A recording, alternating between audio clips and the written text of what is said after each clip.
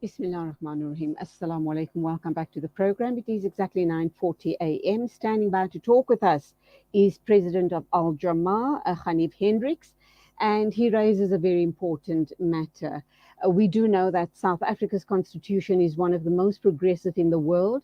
Not only does it map out the rights each citizen is entitled to, but it also promotes all forms of equality.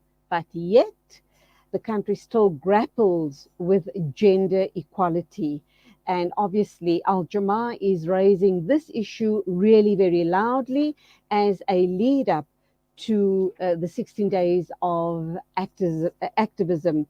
And obviously, each year or in the preceding years, there were a whole host of issues that were raised. And this time around, they want to make their voices heard very loudly, and hopefully some legislation should and must be changed in this area. Hanif Hendricks, President of Al Jamaa, Assalamu alaikum, welcome to the program. Alaikum salam wa rahmatullahi wa barakatuh. Thank you very much. You raise a very important matter because, as you know, 18th of September is normally equal pay for equal work day in terms of the international, the ILO, the International Labour Convention and the United Nations. But South Africa failed to celebrate or to do some activism on the 18th of September, and we didn't hear one woman's voice or one woman's NGO or even the men raising the issue of equal pay for equal work, because in South Africa, women are paid 17% less than men. And that inequality breeds inequality in other aspects of life. So I'm very happy that Salam Media is raising this on the eve of the Days of Activism that is going to follow, because we need to focus on women getting equal pay for work of equal value. You are quite correct.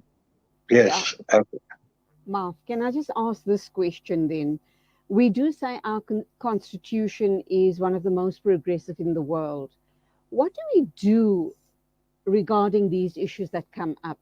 And I have no doubt in my mind that you, Hanif, as president of Al Jamaa, and your team have done a lot of research into these type of issues. How do we compare with the rest of the world?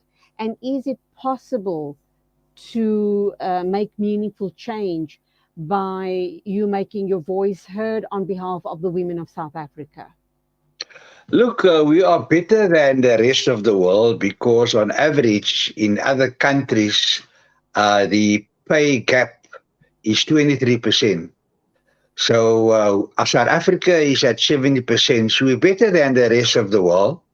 But the way that we are the way that we are trying to close the gap year by year, and research has been done over the last 20 years since South Africa signed the ILO Convention for Pay Parity.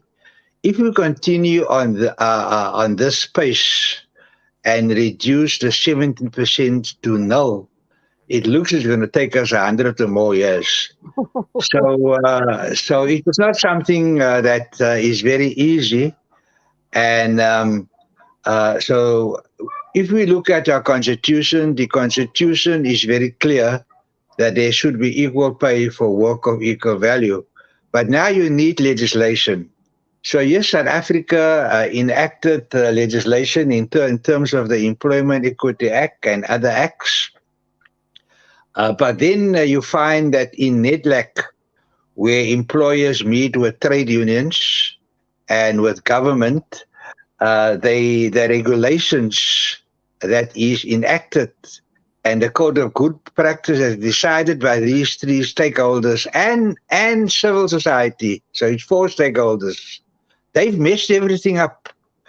They've, not given effect to the legislation, to the constitution. and they come up with regulations that curb the implementation of equal pay for equal work. And that's why we have this pay parity of when it comes to women and men, there's still the 17% gap. So I don't know if at your radio station there's a 17% gap. Your management must tell the listeners that there is no gap. So practice what you preach.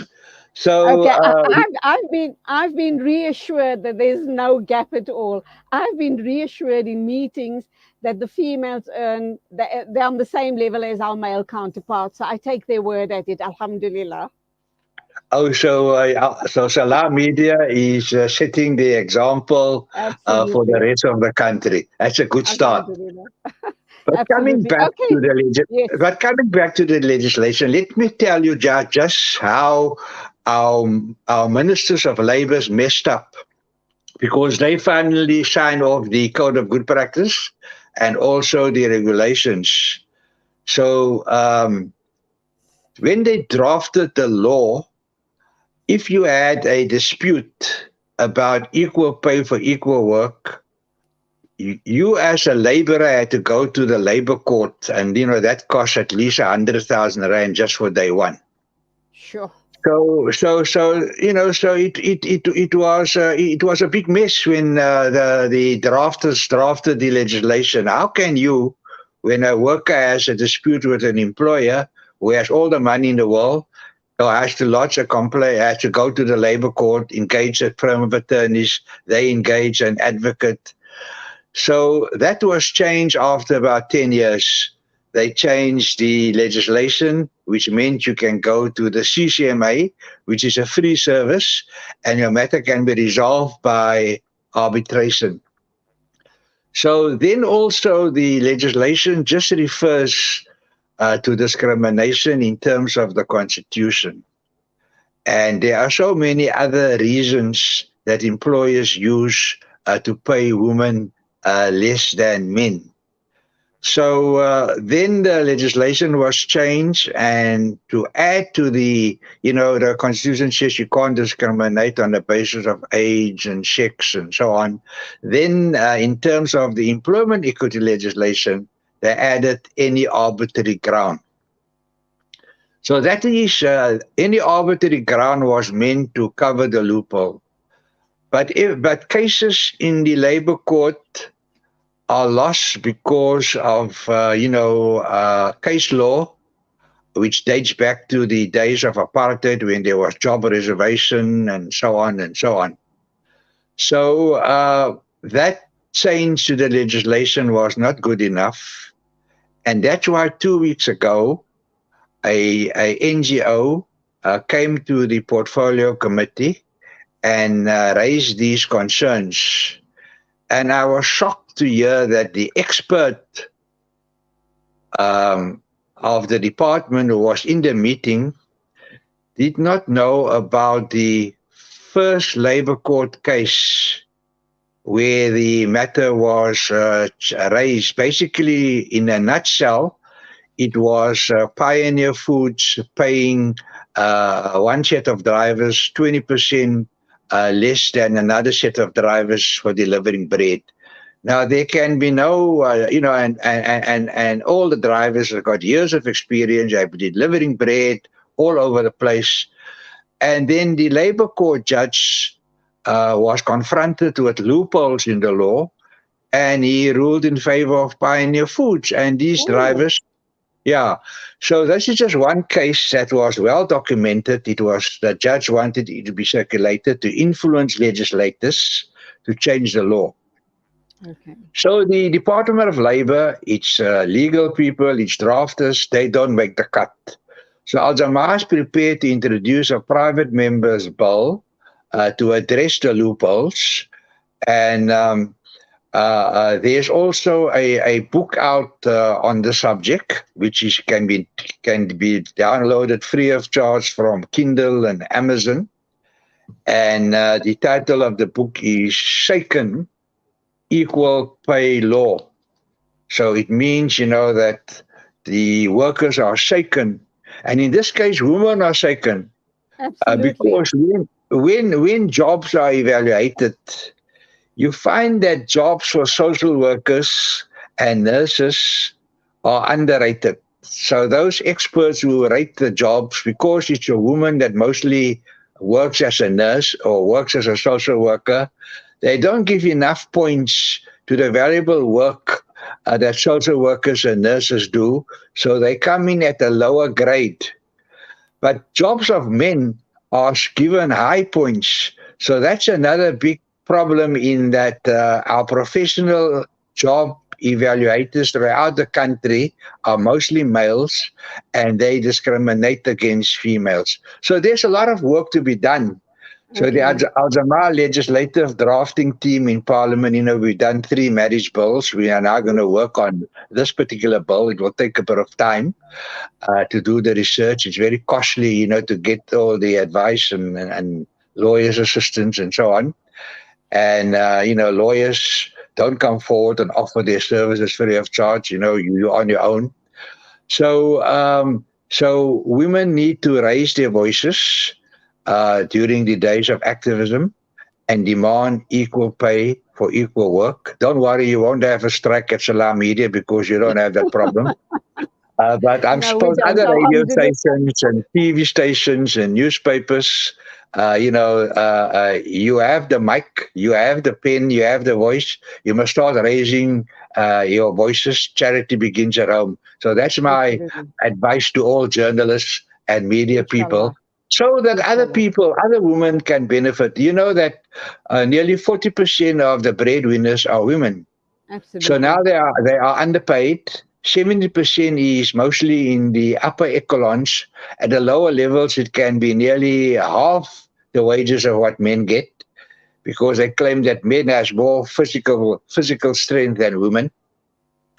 Uh, so women must start throwing the men around to show that they do have they do Yeah. have strength and power. Okay. So, so that is a serious problem that we need to raise our voices so that there can be equal Okay. pay for work of equal value for women. All right. So, a very noble issue that you, as Al Jamaa, are raising to the lead up to the 16 days of activism for women and girl children.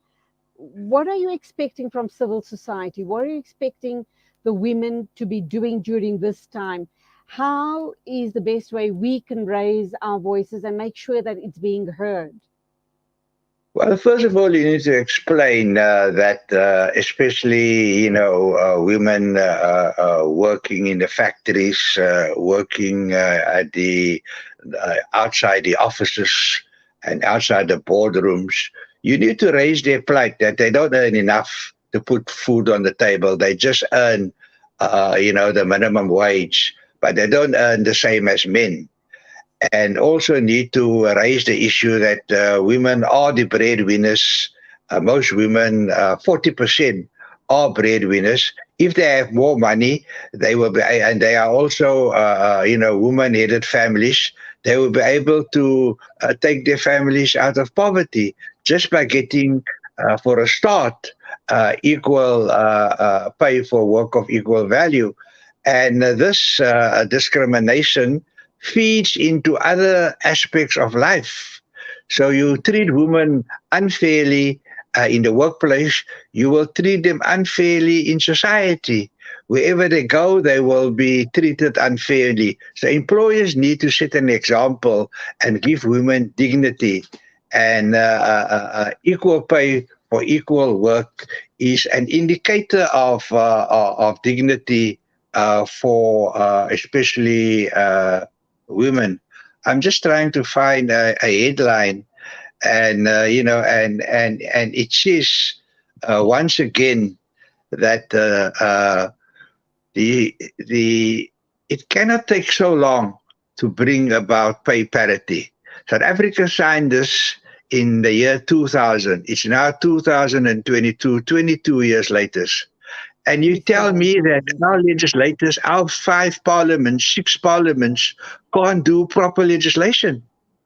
And they speak about about gender-based violence, unequal pay for women breeds gender-based violence because men think now they are more superior because they earn more than women for doing the same job.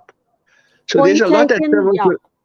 You've raised a very important issue there, because if women don't put bread on the table, it does lead to gender-based violence, very especially in the poorer homes, and a whole host of other issues, a whole host of other social evils. But we're going to have to leave it there. We have run out of time. President of Al Jamaa, Hanif Hendricks, I salute you for raising such an important issue and making it part of equal pay for women, as 16 days of activism is just around the corner. We do hope that this is going to gain momentum, and thank you indeed. Till the next time we speak, Salaam alaikum to you. Alaikum salam wa rahmatullahi wa barakatuh. The time is exactly 9:56. Our final interviewee is standing by. That's you, Tsepo Hadima. We're going to be talking about the possible infiltration, not only in the country, but the possible infiltration within the ANC. What does that mean? Does that mean instability in government? But we are unstable as it is. Okay, let's unpack that with Tsepo Hadima.